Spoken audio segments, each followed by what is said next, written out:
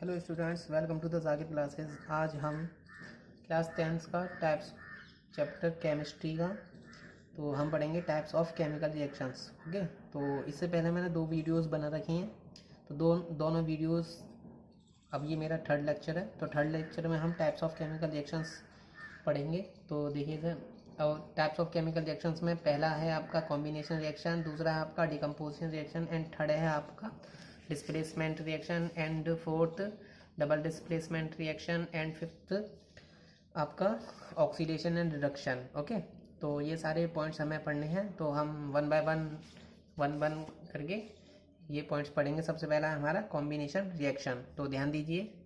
ठीक है, combination reaction first हमारा कॉम्बिनेशन रिएक्शन।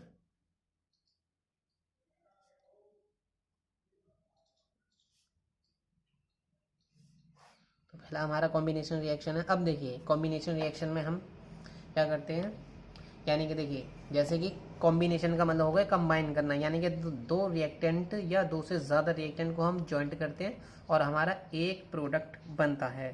फिर से रिपीट करता हूँ दोस्तों, कॉम्बिनेशन रिएक्शन में हम क्या करते हैं, दो रिएक्टेंट होते हैं हमारे पास या फिर दो से ज़्यादा रिएक्टेंट होते हैं, तो हम उन रिएक्टेंट को जॉइंट कर देते हैं, फिर एक नया प्रोडक्ट बनाते हैं। ठीक है, देखिए जैसे हमने हमारा रिएक्टेंट है ए प्लस बी प्लस सी, तो हमारे पास यहाँ पर 3 रिएक्टेंट हैं, ए है, बी है और सी है। इन तीनों रिएक्टेंट को अगर हम जोड़ते हैं तो हमारा क्या बन जाएगा, ए बी और ये सी, यानी कि ये एक हमारा सिंगल प्रोडक्ट बन गया। तो इसी को हम बोलते हैं combination reaction. And A plus B, कभी कभी हमारे पास 2 रिएक्टेंट भी हो सकते हैं, 3 भी हो सकते हैं। ठीक है, ज़रूरी नहीं है कि हमारे पास 2 ही होंगे हमेशा या 3 ही होंगे हमेशा, 2 भी हो सकते हैं और 3 भी हो सकते हैं। तो हमारे पास अब यहाँ ए प्लस बी रिएक्टेंट है, तो अभी कॉम्बिनेशन में जुड़ जाएंगे तो ए और ये बी हो जाएगा। तो इस तरीके से कॉम्बिनेशन रिएक्शन हम करते हैं। ठीक है, तो अब देखिए इसके एग्जाम्पल्स लेते हैं।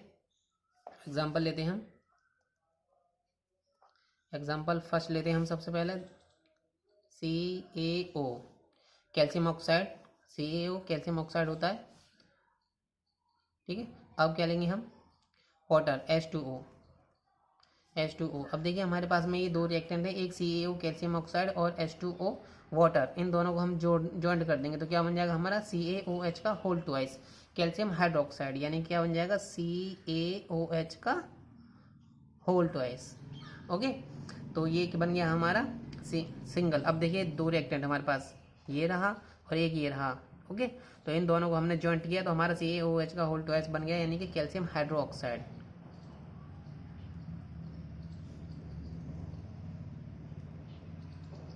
कैल्शियम हाइड्रोक्साइड बन चुका है। अब देखिए, तो इसी तरीके से हम अगला एग्जांपल भी ले लेते हैं।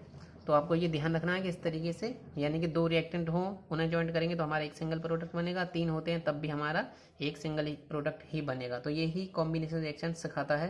तो सेकेंड एग्जाम्पल लेते हैं, बहुत ईजी है। सेकेंड में देखिए कार्बन प्लस O2। ओके, तो क्या बन जाएगा हमारा CO2। अब देखिए हमारे पास 2 रिएक्टेंट है यहाँ पर, एक कार्बन है और एक ऑक्सीजन है, तो इन दोनों को जोड़ा तो हमारा CO2 बन चुका है, यानी कि कार्बन डाइऑक्साइड गैस।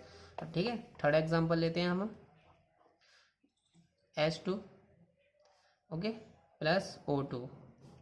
तो अब हमारा यहाँ पर क्या बनेगा H2O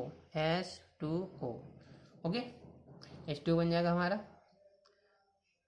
अब देखिए फोर्थ लेते हैं हम, फोर्थ एग्जांपल लेते हैं S sulphur plus O2।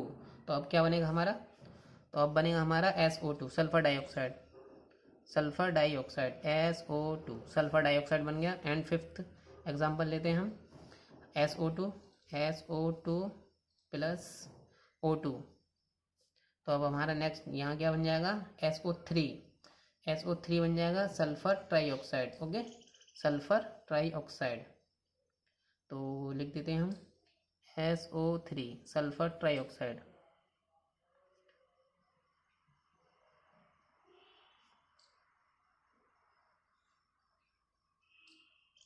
Sulphur trioxide अब ये हमारा बन चुका है। ओके, अब देखिए अब क्या करेंगे हम, अब चलते हैं हम डिकम्पोजिशन रिएक्शन। सेकंड क्या है हमारा, डिकम्पोजिशन रिएक्शन। तो हम अब डिकम्पोजिशन रिएक्शन पर चलते हैं। डिकम्पोजिशन रिएक्शन सेकंड है हमारा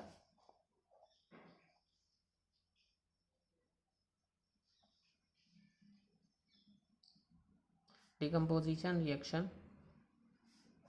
देखिए डिकम्पोजिशन रिएक्शन में क्या होता है, जैसे कि हमारे पास में एक ही रिएक्टेंट होता है, उस मतलब एक सिंगल रिएक्टेंट से क्या बन जाते हैं, दो प्रोडक्ट बन जाते हैं। दो भी बन सकते हैं और कभी शायद ऐसा भी हो तीन भी बन जाए। ओके, तो देखिए अब एग्जांपल से समझते हैं, हम अच्छे से समझ पाएंगे। तो देखिए एग्जांपल है आपका CaCO3 CaCO3। Okay, CaCO3 heat करेंगे इसे, इसको क्या कहते हैं, COC3 के कैल्शियम कार्बोनेट, कैल्शियम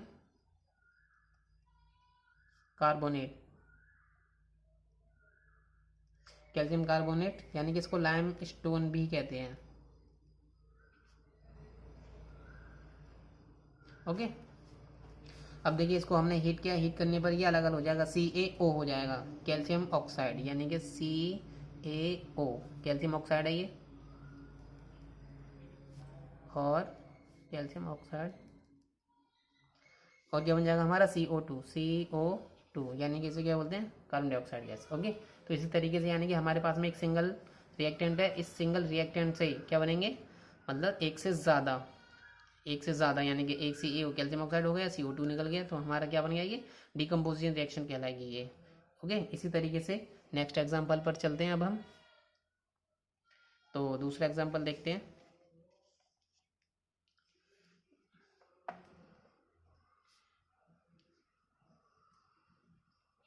PbNO3 का होल ट्वाइस।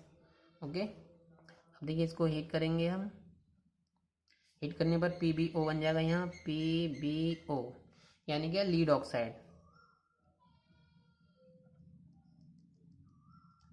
हो गया ये हमारा, प्लस अब यहाँ क्या बन जाएगा हमारा O2 PbO, और एक और बनेगा अब हमारा NO2 बनेगा हमारा, यानी कि नाइट्रोजन डाइऑक्साइड।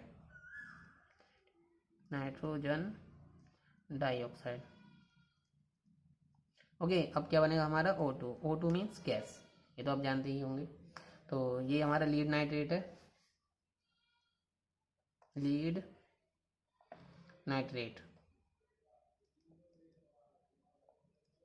ओके, यानी कि हमने लीड नाइट्रेट एक सिंगल हमारे पास में क्या है रिएक्टेंट, अब हमने इसको हीट किया तो ये अलग अलग हो गया, PbO यानी कि लीड ऑक्साइड हो गया, और NO2 नाइट्रोजन ऑक्साइड हो गया, O2 गैस हो गई। अब देखिए इसकी वैलेंसी भी पूरी कर देते हैं, यानी कि PbO यहाँ पर 2 आ जाएगा, और यहाँ पर भी 2 आ जाएगा। ओके, और हमारा यहाँ 4 रहेगा।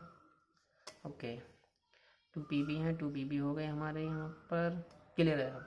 तो देखिए अगर आपको ये वैलेंसी सीखनी है तो किस तरीके से इसको करते हैं, तो मैंने इसके लिए एक वीडियो बना रखा है जिससे कि आप बहुत अच्छे से उसे सीख सकते हैं। इससे पहले वाली वीडियो, इसका लिंक मैंने डिस्क्रिप्शन में दे रखा है। अब देखिए हमारा हो चुका है पूरा। अब देखिए, चलिए एक एग्जांपल और लेते हैं हम, डिकम्पोजिशन रिएक्शन का एक एग्जांपल और लेते हैं। ओके, तो देखिए ये एग्जांपल है, थर्ड एग्जांपल है, यानी कि हम लेते हैं AgCl। तो इसको हम क्या करेंगे, ये हमारा सॉलिड है, सॉलिड की फॉर्म में है AgCl। अब हम इसे सनलाइट देंगे, यानी कि सनलाइट की जो हीट है वो देंगे। ओके, फिर क्या बनेगा हमारा Ag प्लस Cl2, यानी कि AgCl हमारा सिल्वर क्लोराइड,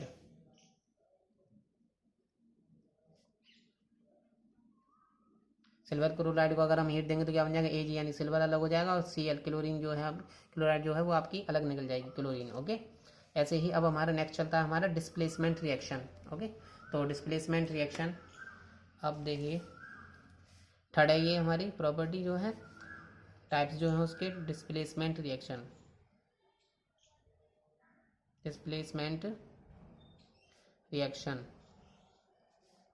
डिस्प्लेसमेंट रिएक्शन पढ़ेंगे अब देखिए डिस्प्लेसमेंट रिएक्शन में क्या होता है, जो हमारा एक सिंगल, देखिए जैसे कि हमारा ए प्लस बी सी, तो हम क्या बना देंगे, हमारा हो जाएगा ए सी और यहाँ पर बी, यानी कि ये वाला जो रिएक्टेंट होगा हमारा सिंबल जो होगा वो हमारा अलग हट जाएगा। ओके, यानी कि ये डिस्प्लेस हो जाएगा ये, और जिसकी रिएक्टिविटी सीरीज ज़्यादा होती है जिस मेटल की, वो क्या करता है, वो उसे डिस्प्लेस कर देता है कम वाले को। मेन बात यही है, जिसकी रिएक्टिविटी सीरीज कम होगी वो हट जाएगा। ओके, तो देखिए एग्जांपल लेते हैं हम, एग्जांपल से अच्छा समझ में आएगा। जैसे एफ ई प्लस CuSO4 तो हमारा क्या बन जाएगा अब, FeSO4। अब देखिए ये इससे हट जाएगा। अब देखिए FeSO4, ठीक है ना, FeSO4 बन गया और प्लस Cu। देखिए अब हमें क्या करना था, डिस्प्लेसमेंट रिएक्शन का मतलब क्या हो गया कि हम Fe, अब देखिए ये वाला जो कॉपर क्या हो गया, यहाँ से डिस्प्लेस हो गया। ओके, तो Fe साइड में क्या आ चुका है, Fe के पास SO4, यानी कि ये और ये एक साथ हो गए, कॉपर क्या हुआ, अलग हट गया। उसी तरीके से हमने यहाँ भी दिखाया, ये जो B है ये अलग हो जाएगा। तो ये कंप्लीट हो चुकी है रिएक्शन। अब देखिए नेक्स्ट एग्जांपल लेते हैं हम, या फर्स्ट एग्जांपल था, सेकंड एग्जांपल लेते हैं। तो देखिए सेकंड एग्जांपल है आपका zinc Zn plus CuSO4। Okay, तो क्या बनेगा हमारा, जिंक सल्फेट, यानी कि ZnSO4 और हमारा Cu। अब देखिए यहाँ पे भी यही हुआ है, ZnSO4 हो गए साथ में और Cu जो अलग हट गया। ठीक है, इसी तरीके से थर्ड एग्जांपल और ले लेते हैं हम, अच्छे से क्लियर हो जाएगा आपको। Pb प्लस CuCl2 तो हमारा क्या बनेगा, PbCl2 हो जाएगा, PbCl2 हो जाएगा, और यहाँ पे क्या रह जाएगा, Cu। आपने देखा होगा Cu। अब देखिए ये जो Cu है ये Cu है, और ये वाला जो Cu है ये अलग हट करके अदर साइड में आया था, और बाकी FeSO4 ZnSO4 और PbCl2, तो इस तरीके से ये जॉइंट हो जाते हैं, डिस्प्लेस हो जाते हैं, यानी कि जो जिसकी रिएक्टिविटी सीरीज ज़्यादा होती है वो लेस रिएक्टिविटी सीरीज वाले को हटा देता है। यही होता है डिस्प्लेसमेंट रिएक्शन में। ओके, अब देखिए एक एग्जांपल और ले लेते हैं, चलिए। तो जैसे हमारा है ZnHCl।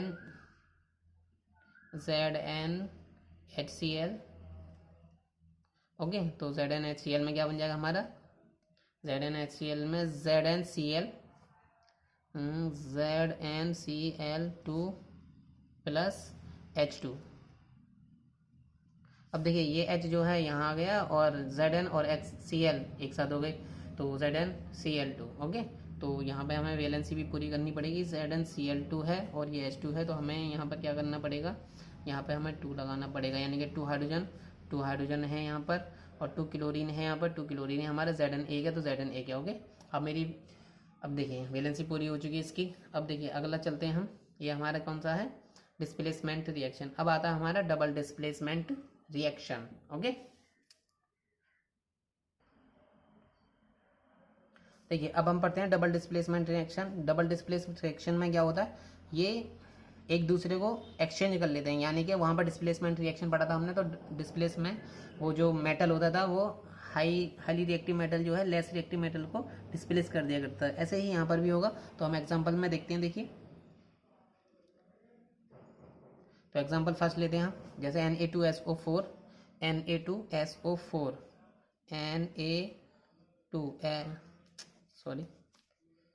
Na2SO4 और हमारा है BaCl2। अब देखिए हम क्या करेंगे, इसमें एक्सचेंज कर देंगे, यानी कि NaCl पर आ जाएगा, BaSO4 हो जाएगा। तो देखिए क्या हो जाएगा हमारा, BaSO4 plus NaCl sodium chloride, BaSO4 barium sulphate. Okay, Na2SO4 हो जाता है हमारा सोडियम सल्फेट,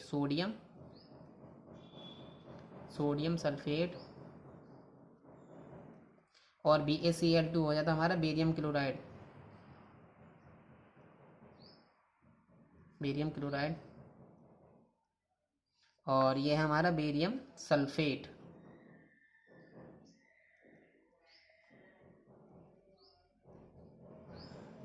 ओके, ये है हमारा NaCl सोडियम क्लोराइड।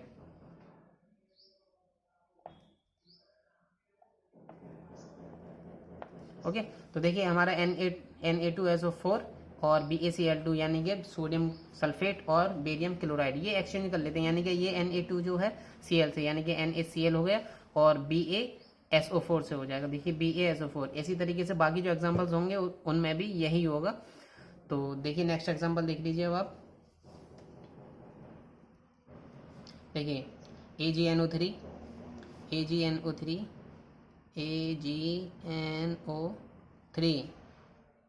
देखिए हाँ, इसमें शायद बैलेंस होने को रह गई है, तो हम यहाँ 2 लगा देंगे। ओके, तो ये हमारा Na यहाँ 2 हैं तो यहाँ भी 2 हैं, कंप्लीट हो चुका है। Cl 2 हैं तो Cl यहाँ भी 2 हैं, Ba 1 है तो Ba यहाँ के। ओके, तो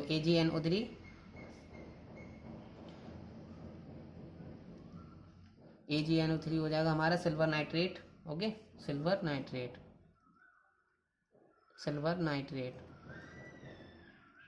सिल्वर नाइट्रेट हो जाएगा हमारा। और NaCl सोडियम क्लोराइड होता ही है, अभी पढ़ा है हमने। ओके, तो अब इसका क्या करेंगे, AgCl ऐसे देखिए Na2 जो है Na जो है हमारा Cl से लगा था NaCl, ऐसे ही यहाँ पे AgCl से लग हो जाएगा चेंज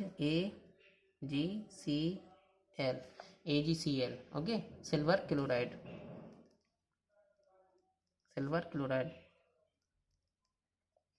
क्लोराइड हो गया प्लस, और क्या बनेगा हमारा NO3 रह गया, Na रह गया, तो NaNO3 हो जाएगा NaNO3। ओके, तो NaNO3 सोडियम नाइट्रेट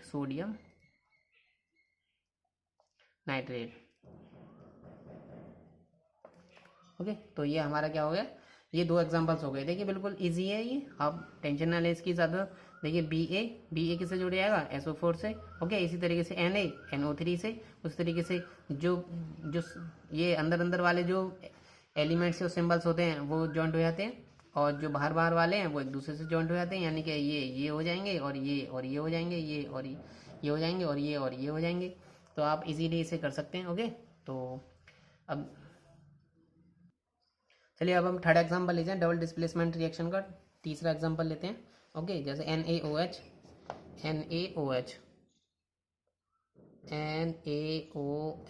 ओके, तो NaOH हो जाएगा हमारा प्लस HCl, और ये क्या बनाएंगे हमारा NaCl हो जाएगा, NaCl एक्सचेंज हो चुके हैं, प्लस क्या बचा अब हमारा H2O। ओके, तो ये हमारा थर्ड एग्जांपल हो चुका है। तो देखिए इसे NaOH को क्या बोलते हैं हम, सोडियम हाइड्रोक्साइड।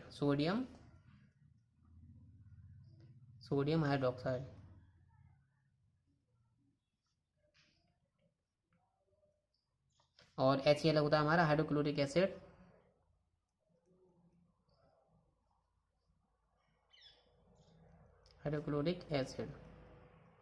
और NaCl हमारा sodium chloride.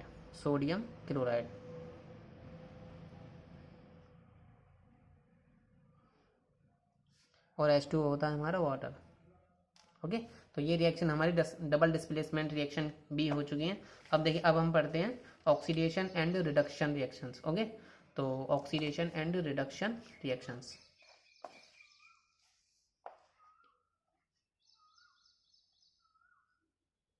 Oxidation and reduction,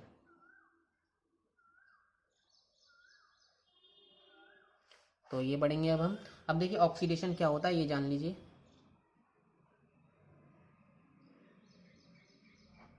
oxidation क्या होता है ये भी जान लीजिए आप। देखिए ऑक्सीडेशन होता है एडिशन ऑफ ऑक्सीजन, यानी कि ऑक्सीजन का जॉइंट होना, जुड़ जाना, तो उसे भी हम ऑक्सीडेशन कहते हैं। ओके, और रिमूवल ऑफ हाइड्रोजन, यानी कि हाइड्रोजन का रिमूव हो जाना, निकल जाना, तो वो क्या कहलाता है, वो भी ऑक्सीडेशन कहलाता है। देखिए मैं लिख देता हूँ यहाँ पर, तो एडिशन ऑफ ऑक्सीजन, यानी कि डायरेक्ट लिख देता हूँ, एडिशन ऑफ ऑक्सीजन, तो हमारा ये क्या कहलाएगा, इस एडिशन ऑफ ऑक्सीजन कहलाता है हमारा ऑक्सीडेशन। और क्या कहलाएगा हमारा रिमूवल ऑफ हाइड्रोजन, यानी कि रिमूवल निकल जाना, रिमूवल ऑफ हाइड्रोजन। तो ये भी क्या होगा ऑक्सीडेशन। ओके, तो देखिए ऑक्सीडेशन आप समझ गए होंगे, एडिशन ऑफ ऑक्सीजन यानी कि ऑक्सीजन को ज्वाइंट करना, जोड़ना, ऑक्सीडेशन कहलाएगा। और रिमूवल हाइड्रोजन, तो हाइड्रोजन को निकालना क्या कहलाएगा ऑक्सीडेशन। तो दोनों ही ऑक्सीडेशन होते हैं, आपको ये भी ध्यान रखना। अब देखिए अब रिडक्शन पर आते हैं हम। रिडक्शन क्या होता है, रिडक्शन तो ये भी समझ लीजिए, एडिशन ऑफ हाइड्रोजन। अब देखिए addition of hydrogen, addition of hydrogen. तो एडिशन ऑफ हाइड्रोजन क्या होता है हमारा रिडक्शन। अब देखिए एडिशन ऑफ हाइड्रोजन हो गया, अब यहाँ पर removal of oxygen, removal of oxygen. तो रिमूवल ऑफ ऑक्सीजन में क्या होता है हमारा रिडक्शन।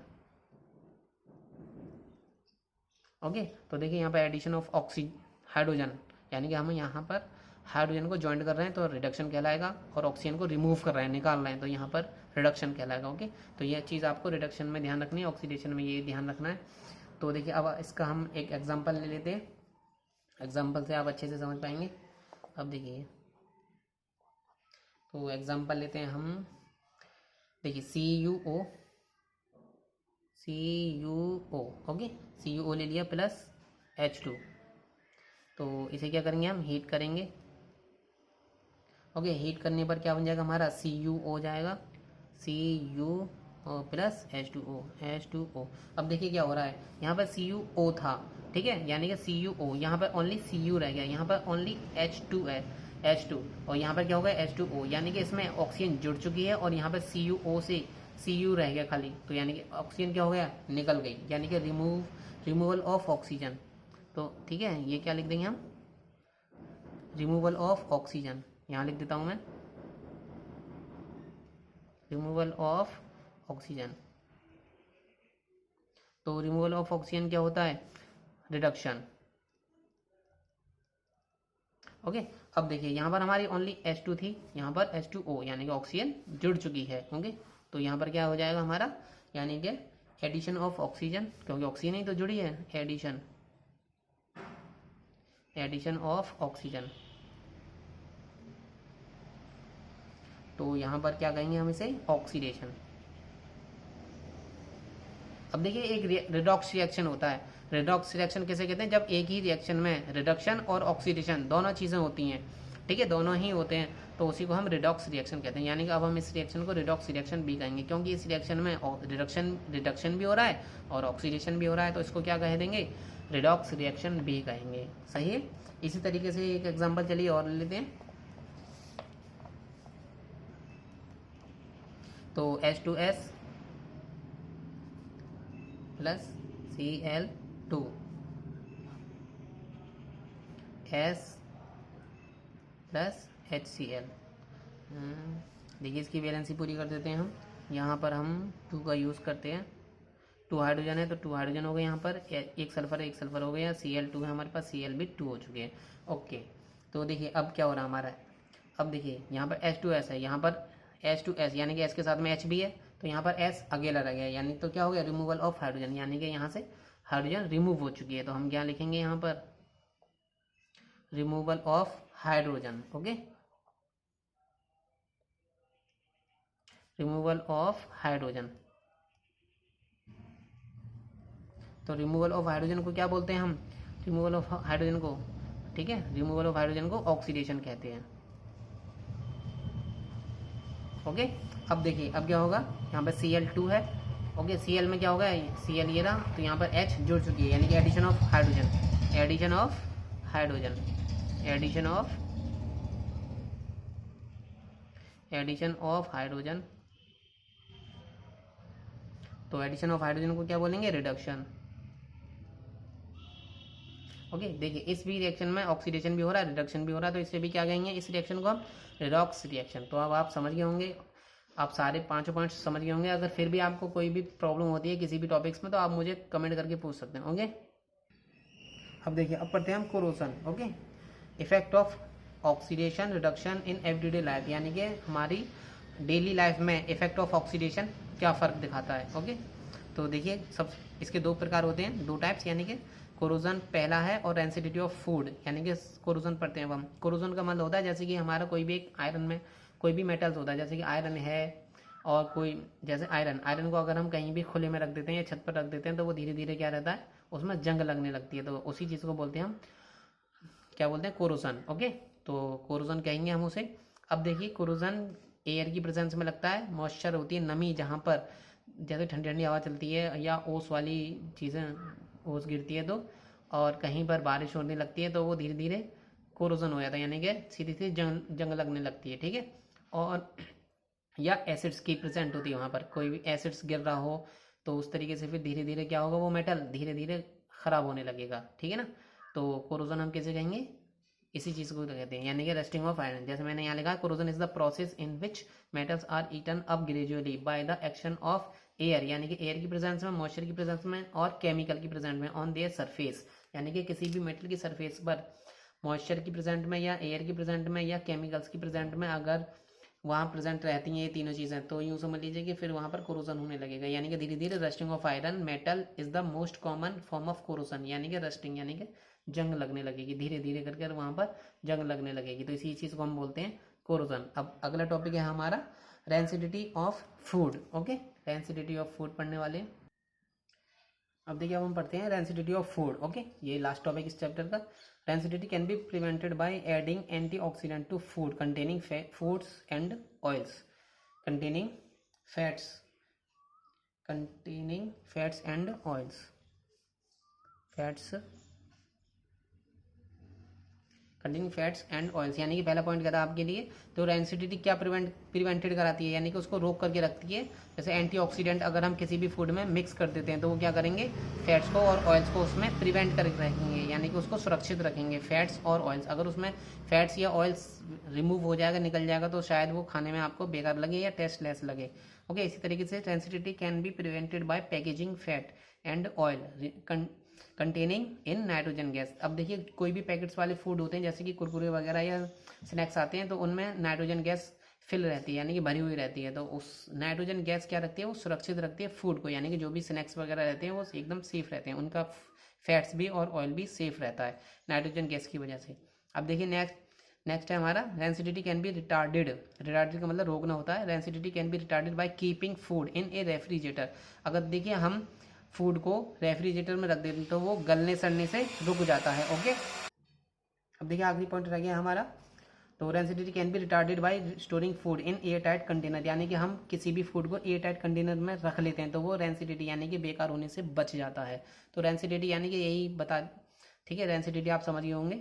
और देखिए, अब ये चैप्टर फिनिश हो चुका है, मैंने इसकी जो फर्स्ट एंड सेकंड वीडियो थे वो मैंने बना करके यूट्यूब पर अपलोड कर रखी है, और इसका उन दोनों का मैं डिस्क्रिप्शन में लिंक भी दे दूंगा। अब देखिए, आपको अगर मेरी वीडियो पसंद आई हो, अच्छी लगी हो, तो लाइक करें, शेयर करें, सब्सक्राइब करना ना भूलें, और सब्सक्राइब करते वक्त जो बेल होती है उसको भी प्रेस कर दें, जिससे कि आपको नोटिफिकेशन आपको बहुत जल्द तुरंत मिल जाए और उसका आप फ़ायदा ले सकें। ओके, और आप मेरी वीडियोज़ को शेयर भी किया करें, जिससे कि जो आपके फ्रेंड्स हैं, जानने वाले हैं, जो संपर्क में रहते हैं आपके कॉन्टैक्ट में, तो आप उनको भी फ़ायदा हो सके। ओके, अब okay, thanks watching my video.